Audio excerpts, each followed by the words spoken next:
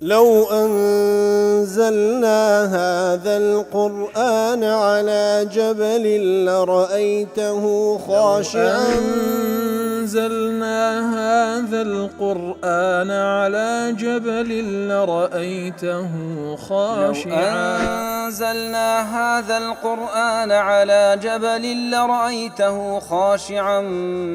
متصدعا من خشية وتلك الأمثال نضربها للناس لعلهم يتفكرون.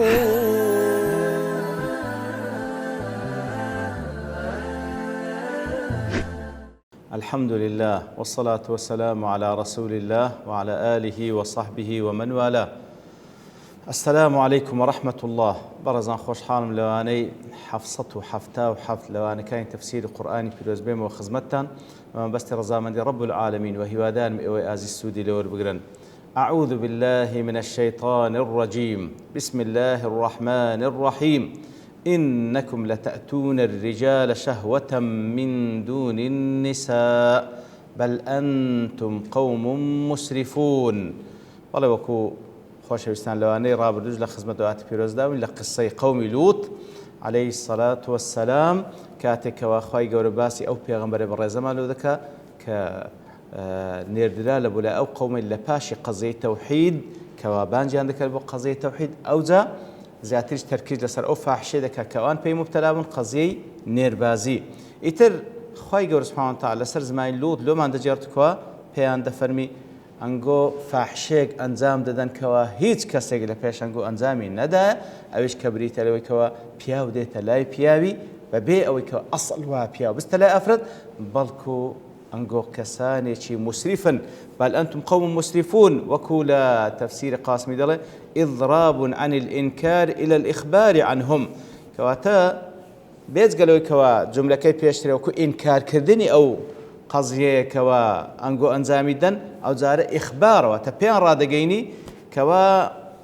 أوي أنجو أنزامي دن براستي إسرافة وهو أنهم قوم عادتهم الإسراف بلكم قوم يكن عادتهم قوية زيادة الرويدة وتجاوز الحدود في كل شيء لهموش تكسنور دبزينا فمن ثم أسرفوا في باب قضاء الشهوة حتى تجاوز المعتاد إلى غير المعتاد كواتا البراستي لقضاء كدني شهوشتان أنقو تجاوزتان كده سنورتان بزان دياس بابناش حد اعتيادي ويكوا بيا بستلا أفرد والله أنقو أو سنورشتان بزان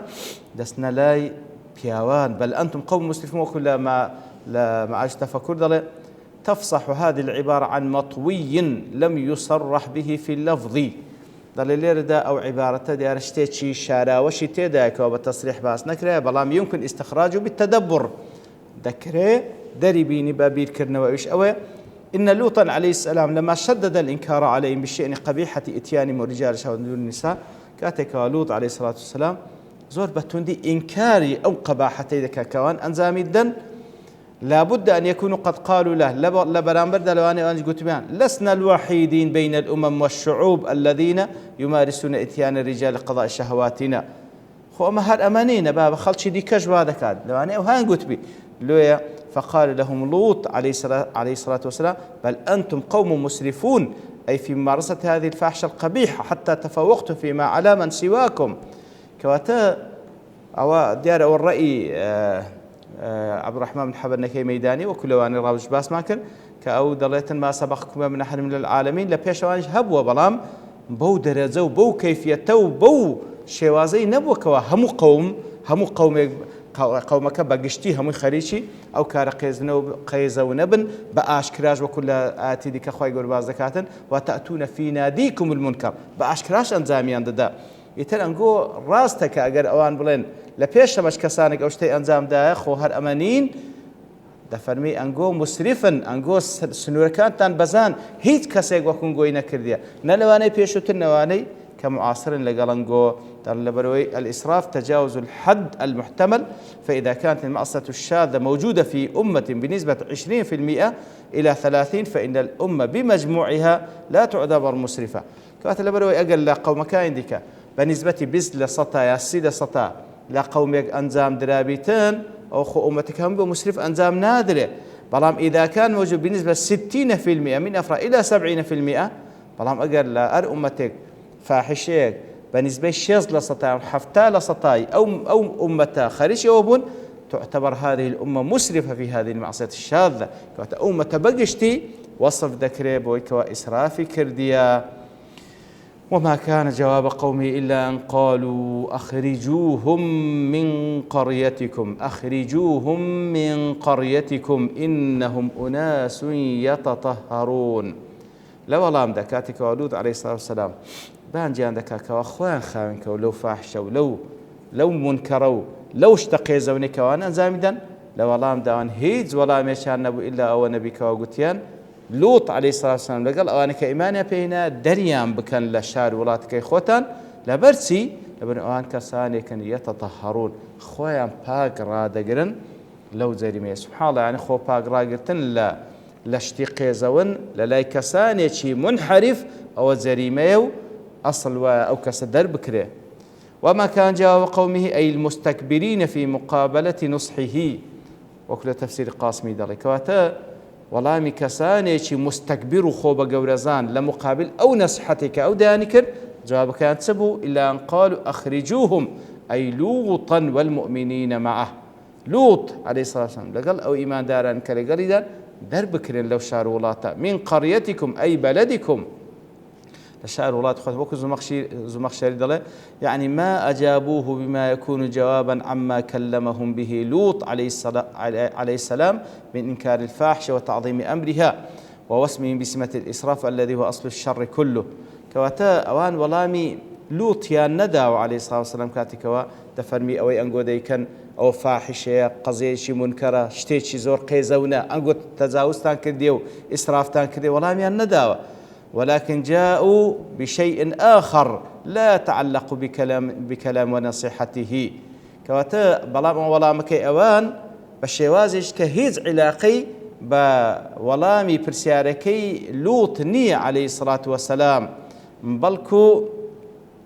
إنهم کاتێکەوە لە وەڵامدا دەڵێن ئەسڵ وایەوانە دەربکرێن، يعني والله هیچ وەڵامیان پێ نییە، فعلا قێزەونە مسرفن ئەوان لە وەڵامدا هیچ دیفاعی لە خۆ ناکەن، بەڵکو دەڵێن هیچ وەڵامێکمان نییە تەنها ئەوە نەبیکەوە لوط عليه الصلاة والسلام بە خۆی و بە ئیماندارەکان پێویستە دەربکرێن لەو شار وڵاتێ. چیان کردی ئەوانە؟ إنهم أناس يتطهرون، ئەوانە کەسانێکن خۆیان پاک ڕادەگرن. کەواتە وەکو لە قاسمی دەڵێ ئەی سخرية بهم وبالتطهر من الفواحش، کەواتە گاڵتەیان پێ دەکەن کاتێکەوان خۆیان دەپارێزن لە ئەنجامدان ئەو کارە قێزەونە وافتخار بما كانوا فيه من القذارة وفخر شانازيشة بو کارە قێزەونەی کە ئەوان ئەنجامی دەن. وەکو ابن كثير دەڵێ قال مجاهد يتطهرون من أدبار الرجال وأدبار النساء. کەواتە وەکو ابن كثير دەڵێ مجاهد دەڵێ واتە تهمەی لوط عليه الصلاة والسلام و ئەو ئیماندارانێکەوە لەگەڵیدانە چییە تهمەکەیان لە نەزەری ئەو قەومەدا دەربکرێن؟ ئەوانە خۆیان پاک ڕادەگرن لەوەی کەوە ئەو کارە قێزەونە بکەن بەوەی کەوە بسنە لای پیاو یاخود لە پشتەوە بسنە لای ئافرەت. وەکو لە ئیبن عەباسیش ئەوە دەجێڕدرێتەوە. ابن القيم رحمة خوایب لە إغاثة اللهفان کاتێکەوە باز لەو مۆزوعە دەکە دەڵێ قد وسم الله سبحانه الشرك والزنا واللواطة بالنجاسة والخبث في كتابه.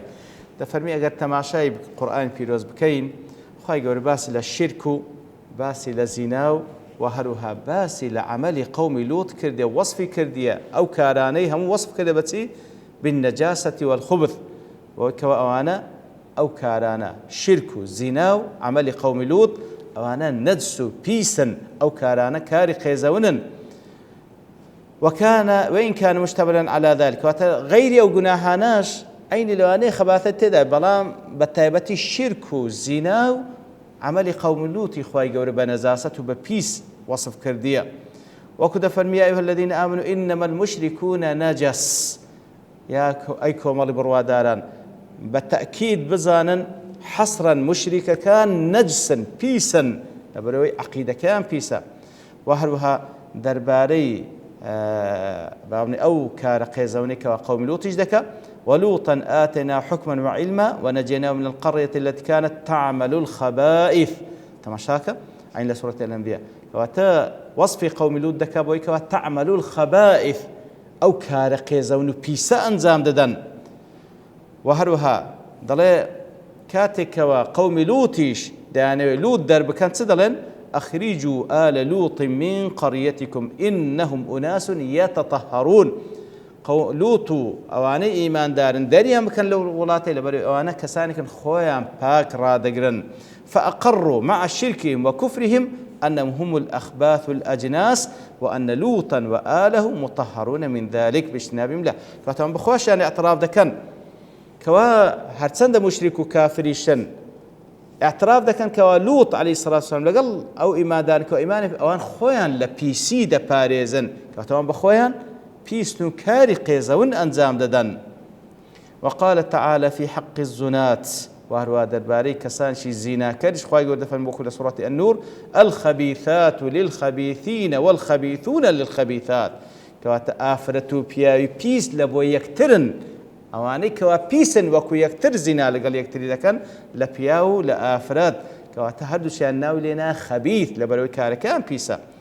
وأما نجاسة الشرك فهي نوعان نجاسة مغلظة ونجاسة مخففة. وإذا نجاسة بيسي شركش دل دو نوع نجاسة مغلظة كوات الزور بيسا هندشي خفيف ترى مغلظة كالشرك الأكبر شركي أكبر طبعا لها همو بيسيك بيسترى كواخواي يقول قد قبولي ناكا لهيز بندق لبندكاني مصيري أو كسج جهنم وبحياتي شي ناس تباشته مخففة كشبريته للشركي أصغر كيسير الرياء وكريائية كم وسوين خوان بغير خواو يتر غيري أوا. ثم قال ونجاسة الزنا واللواطة أغلظ من غيرها من النجاسات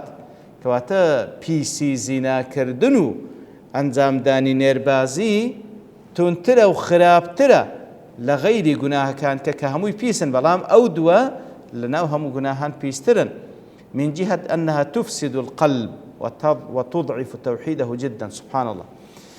همو قناحك طبعا أو قاعدة لا أهل السنة والجماعة كوا الإيمان يزيد بالطاعات وينقص بالمعاصي بلام بتايبتي دلي بتايبتي زناو نيربازي زور دوري هي لبوي كوا دلي إنسان فاسد بكا ولروي توحيد يكتا برستيش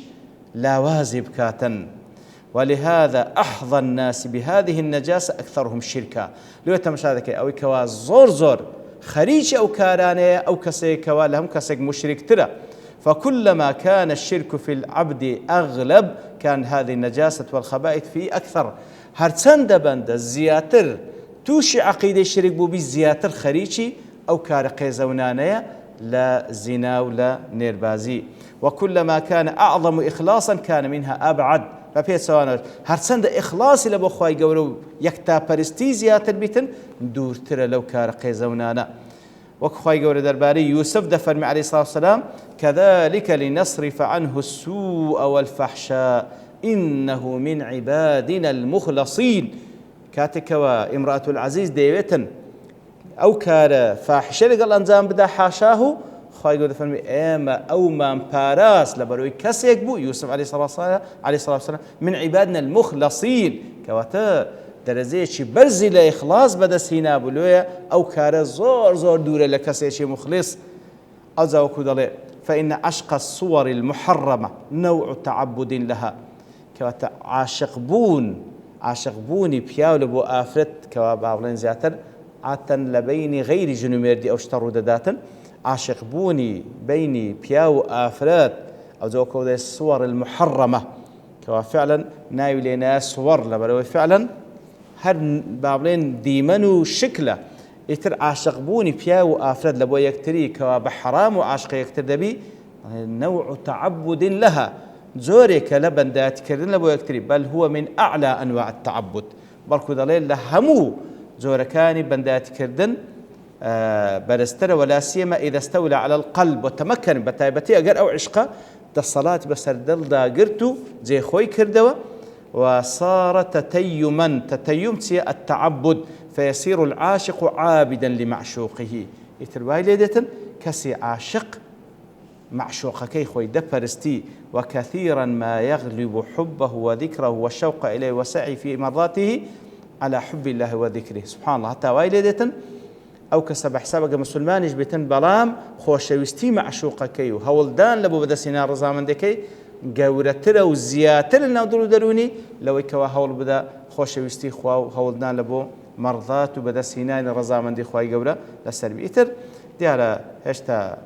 قسەکانی با بڵێن زیاتر ما باسی لێوە بکەین بەڵام لەبەر تەوابوونی کات دەوەستین بە پشتوانی خوای گەورە لەوانەی داهاتوو دەینەوە زیاتر قسەکانی ابن القیم ڕەحمەتی خوای دەربارەی ئەو بابەتێکەوە گرنگە زیاتر باسی لێوە دەکەین کە لە خوای گەورە دەپاڕێنەوە ئێمە و هەموو مسلمانان بپارێزێتن لە توشبوون بەو دەردەپیسە و هەروەها ئەو کۆمەڵگایشمان و هەروەها هەموو کۆمەڵگای مسلمانان